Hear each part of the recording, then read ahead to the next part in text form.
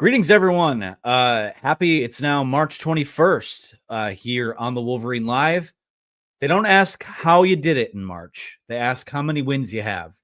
Michigan has moved to 1-0 in the 2025 NCAA tournament with a 68-65 win over the number 12 seed UC San Diego. Doing a live post-game show here, probably the next 15 or 20 minutes or so. We're not going to keep it too long, of course. Get your questions in the chat. We will answer those throughout the night as we put a bow on this one. And hey, we told you this when we previewed this game this week. This was going to be, if you were going to make a Sweet 16 or get out of this weekend or get to wherever this ride takes you, because we are just on the ride with this team until the end. This felt like one where it was going to be win by one or more, get out of there, survive in advance. And at points of this game, especially in that first half, I think you missed an opportunity to maybe go up, 16, 17, 18, maybe even 20 points up in the first half. You lead 41-27 at halftime. The turnover, listen, I know all the talk this week was about the turnovers and UC San Diego being a disruptive team that turns you over, and they don't turn the ball over a ton. And they didn't. They only had 8 turnovers tonight. Michigan, to its credit, I think they had 8 or 9 at the half. They finished this game with 14. But you felt like UC San Diego, so much of their offense is predicated on shooting the three ball. And in the first half, they were 1 for 15. It was a clinic. That first half, in a lot of ways, was a defensive clinic for Michigan. Second half, water finds its level a bit. This team gets hot. At one, I don't know, I don't think they ever took the lead, but the game was tied. Despite the fact the TBS crew, the desk crew, Brad Nessler, Brennan Haywood, what a disaster that broadcast was. I mean, just openly rooting for the ups. And I get it. This time of year, that's just going to be how it is. But this Michigan team, it just feels like, and you can sit there and get stressed because now it's one and done. I mean, the next game that you lose, the season's over. But if you've watched this team at all this year, this is very much what the recipe has been. You get up by double digits, you shoot yourself in the foot, you make some mistakes, other team gets hot, all of a sudden it's a ball game, and you got to find a way to rally back, show some toughness, and get the win late. Michigan did that. I thought that, and you look at the box score here, and I wasn't following it as much live as I normally do. Clayton and Chris are at the game. They have some great stuff coming from Denver. I hope to join them in Atlanta next week. It's not a pretty box score when you look at the performances. I mean, Vlad Golden led the team with 14 points.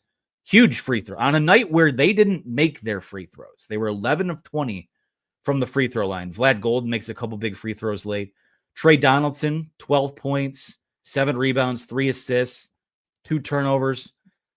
He's refound it these last few weeks. And this was, when we came into previewing this game, previewing this tournament. I mean, you guys have been watching this tournament as long as I have. Some of you longer, some of you maybe not as long because you're younger than me. Guard play wins you games in this tournament. And Trey Donaldson, I thought tonight, he's going to have his ups and downs at times. The team in general, leaving your feet on almost every 3-point attempt on the defensive end. It drives me crazy. It's middle school basketball type of stuff. But this team is so freaking tough, you guys. And they're shorthanded right now. I don't see Sam Walters coming back in this tournament. Justin Pippen, we'll see if they make the second weekend. He's still in concussion protocol. But your team is on the floor right now. And what you have is an incredibly well-coached team. You have a group of guys that have been like, you're not surprised by a game like this because this is the type of game they played all season long. And even in a roundabout way, you find a way to cover at the end too. The entire country, Ball Arena in Denver, trying to will a UC San Diego upset into existence. And Michigan wasn't going to have it. I thought at times tonight, they missed some opportunities to use their size to their advantage. I mean, UC San Diego just didn't, other than it seemed like they would collapse everything in the post. I thought maybe some opportunities were missed there, but you look at some of the counting numbers here. Michigan shoots 42.1% on the night, 24-57 from the floor, 9 for 27 from three, 4 of 14 in the second half, 11 of 20 from the free throw line. That's where, I hate to go above the PG rating here, but that's where it kind of becomes tight butthole time late in these NCAA tournament games when you're not making your free throws. Listen, I don't nitpick wins in this tournament. They are hard to get, and they're hard to stack too.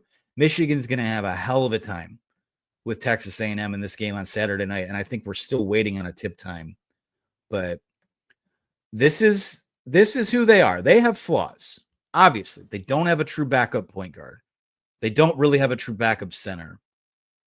Offense from the 3 spot has been so sporadic at times. Danny Wolf, the offense has been sporadic at times. Vlad Golden, it's at least sometimes seems like, I don't want to say he coasts through the start of games, but sometimes it takes him a while to get going. But like I said, when you look at what sort of matchup they had coming into this game, you just had to find a way to win it. And you didn't want to be the team that was on the cover or on the front page of ESPN with your sink in your head and you're got your hands on your hips and you're sitting there wondering what the hell happened. You just found a way to get it done against a team that, I'll be honest with you, and there are colleagues of us at Michigan that feel this way too. Michigan may have been underseeded in this tournament. UC San Diego is underseeded in this tournament, a 12 seed. I think Ken Pom had them as the number 36 team in the country. That's a good basketball team. And whether no matter how you feel about a team that, plays in the Big West and you rack up all these wins in a conference where, the resistance just isn't what it's going to be when you get to the NCAAs. 30-4 is nothing to shake a stick at. I mean, that's winning pedigree. That's tough players. That's a good coach. And they're in their first year of postseason eligibility, and they just kind of took off. So you could go through it with a fine-tooth comb. At the end of the day, this time of the year, I take a win as a win as a win. You're going to come out of this Thursday and Friday as one of the 32 teams remaining, and you're a win away from being in the second weekend of the tournament. That's the objective. And I don't care if you score 98 points. I don't care if you score 68 points. I don't care if you score 48 points. Did you get the win? This team found a way to do that. And, it's not going to be with style points. And you look at Ken Pom, it did just update here as we went live. Michigan is now the number 25 team in the country. They are 46th offensively, 13th defensively. I like how they defended for most of the night. No issues with that. A couple missed opportunities here and there, but that's basketball. I am not under the pretense that this is a team that can compete for and win a national title. You got to be kind of in the top 25, top 20 in both those offensive and defensive efficiency categories. They have the ingredients to make a run, and I think they can play much better than they played tonight. Remember, part of the issue for me with the draw wasn't so much the teams that you were going to play. It's that, you played 3 games in 3 days in the Big Ten tournament. You played late into Sunday. You got on a plane Tuesday, practiced Wednesday for a game a couple time zones over on Thursday. I don't think that was entirely fair. Again, we talked about it on our shows this week, though. The committee just decided to kick its feet up last Friday and stop putting the tournament bracket together. So it is what it is there. But I feel like we're going to see, and we'll do the Texas A&M deep dive tomorrow and all those types of things. But I think what we will see this team play a little more loose and maybe a little more of a complete game in a game where, I haven't watched a ton of Texas A&M basketball this year, but that team cannot shoot the ball. And their size isn't that impressive either.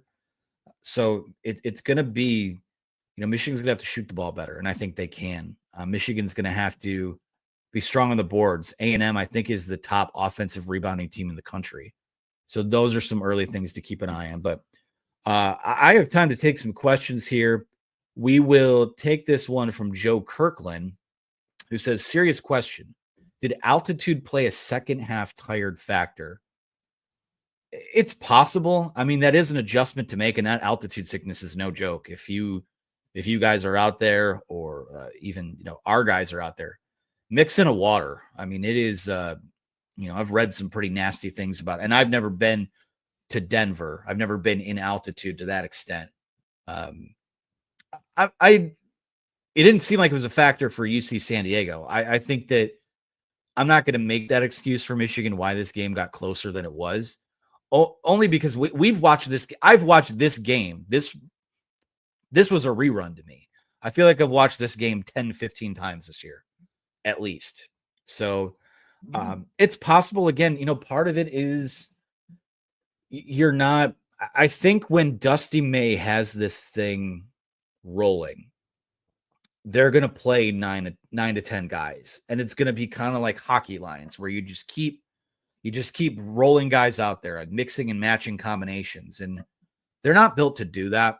This is an 8-man rotation right now, with Gale coming off the bench, Cheddar coming off the bench, LJ Kayson coming off the bench, which again, he's sort of an X factor in this tournament. I didn't think he played super well tonight, especially defensively. He kind of is what he is in that regard, but they are doing the best they can to max out what this version of this team is. And we'll see what that winds up being. I think the range of outcomes, certainly they could be a team that plays in the next weekend. They could be a team that plays in that last game of next weekend. I don't think that's crazy to think about, especially, you look at the top of this bracket. I think Creighton's going to give Auburn hell in this game on Saturday. I was really impressed with them. Auburn just feels like one of those teams that they try to they go to turn it on, turn it off. Sorry, my dog is ruffling pillows out front, and I didn't know what the sound was that was coming for. That's what happens when we do stuff live. But I think that Michigan can certainly give Auburn a game if it gets to that point. Got to get past Texas A&M first. Still waiting on a tip time for that. Keeping my eyes peeled for that here. This is from HTT Victors, who says, is Wilt Cheddar our best player? Definitely the most consistent. No, he's not. Will's an energy guy. Will is a guy that is, I think he's a known commodity. You're going to get energy out of him. He can make shots from the perimeter. Can't really guard without fouling at times, which is a concern. But Will, he's what they need him to be. I think on a really good team, he's probably more like an 8th or 9th guy. Right now, he's critical because you don't have a true backup center. You don't really have a backup 4 in the traditional sense. So he's a known commodity and someone that affects winning. And I like that, and they need that. David Ross says, should that quote unquote block against Vlad Golden have been a foul against UCSD? I was actually kind of surprised late in this game. I honestly, at this point, it's a blur. I was kind of surprised late how they were letting both teams just kind of get after it. It was a very physical game. And I hadn't watched a whole lot of UCSD outside of some of the prep work we did this week, but that was hard fought. And those guys, they may have not had the size, but they certainly had the heart, and they hung in there. And at this time of year, I'm fine with letting the guys play. It's totally cool with me. So as long as you call it both ways. David Ross has another question here. Again, we'll have time for a few more. We'll clean up some other topics here as we close things out in the wee hours of the morning here. This is from David. He says, why didn't they review that Cheddar 3 where he looked like he stepped out? I don't know. I don't know. I think I could be wrong here. Can you review if a guy stepped out of bounds after the fact? I think a lot of those reviews come in terms of if the question is it a 2 or is it a 3? And we have the bracket up on the screen now. The top 4 teams in this part of the South region are set. Auburn and Creighton will play on Saturday. Michigan, Texas A&M. 2 games I think will be those are going to be wars, both of those games. So whoever gets to this Sweet 16 is certainly going to earn it here. I want to go through a couple more box score things. Tate Jones, I'm not going to, because I hope to never speak of him again, I'm not going to attempt to pronounce his first name. 7 points, 3 of 5 from the floor. He fouled out in this game. Pretty much kind of almost a non-factor. Now, what was frightening was the fact that when he wasn't out there was when UC San Diego made its push. The McGee guy had 25 points, 9 for 27 from the floor. Kapich had 15 points. Other than that, they did a pretty good job. And again, you hold UC San Diego is a team that had over 50% of his offense from the 3-point line or something around that coming into this game. They were 7 for 30 from the floor, 23.3% from 3-point range, 24-62 on the day, 38.7 from the floor. That's 2 straight, I would say, elite defensive performances from the Michigan Wolverines. So, again, did they miss some opportunities to make this a little more lopsided, especially in that first half? They did. In the second half, were they a little flat-footed? Yes, they were. They led for 38 minutes and 38 seconds of this game. This game was tied for 1 minute and 6 seconds, and UC San Diego led for a total of 16 seconds in this game. So again, the box score says what it does. Second half, not great. You scored 27 points. You were 7 of 25 from the floor. But for the most part, I can't sit here and say, again, it got sketchy. I have a hard time sitting here saying that it ever felt like they were in danger in a tight game. But when you're favored by 2.5 points and it got down to 1.5 right before tip-off, you're not going to see me griping over a 3-point win against a team that seemed like everyone in America and most people in that arena in Denver tonight were hoping could find a way to pull off this upset. But Michigan's got a lot of guys who have been in this spot before. Dusty May has been in this spot before. So you survive, you advance, and you take it from there. We will take a few more questions here from our guy, Mr. Dave, who says, is Texas A&M a good matchup for us? I think it is. Now, the one thing that would concern me, and Ken Pom has Michigan losing a 70 to 69 game to Texas A&M. So predicting a tight game. I assume A&M will be favored slightly, probably by 1.5, something along those lines. Couple numbers for you. Effective field goal percentage, 47.8 for Texas A&M. That's 309th in the country. Pretty much every offensive category for them on their Ken Pom page is in the red to dark red. That's good for Michigan. The one thing that I think they have to be on high alert for, similar to how they had to be on high alert for the turnovers in this game that they played tonight, Texas A&M is number 1 in the country on Ken Pom in offensive rebound percentage. They rebound 41.7 of their misses is, I believe, what this number means. So, we go and look at the first thing you do is you go and look at these stats tonight. Michigan wins the rebounding battle, 43-37. Should it have been more than that, given the size advantage? Probably. They won on the offensive boards, 14-10.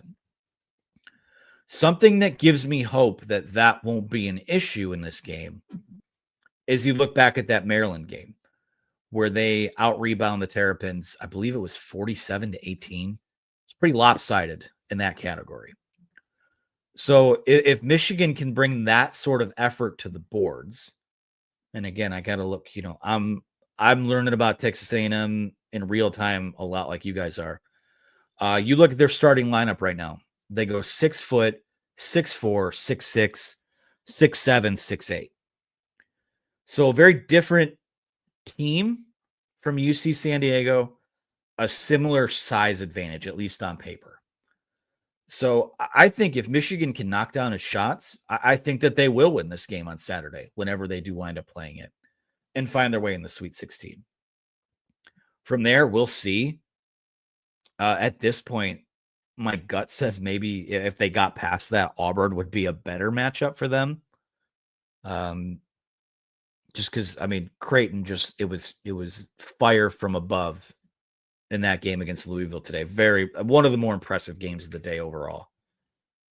But you got to take it one at a time. I thought Yale might be a little more dangerous, only because maybe the Danny Wolf, not even revenge game isn't the word, but that's a program. There are guys in that team that played with Wolf, and they shoot it really well from three. So I'll take this team in a rock fight. If they're going to play a team that wants to get you in a rock fight, I feel pretty darn good about that, given the type of games that we've seen this basketball team win, just not just tonight, but all season long. So I feel good about it. Tomorrow and part of Saturday will be a cram for that game and that matchup. But I'll be honest, I'm not a Buzz Williams guy. I think when it comes to a chess match, I think you have the advantage.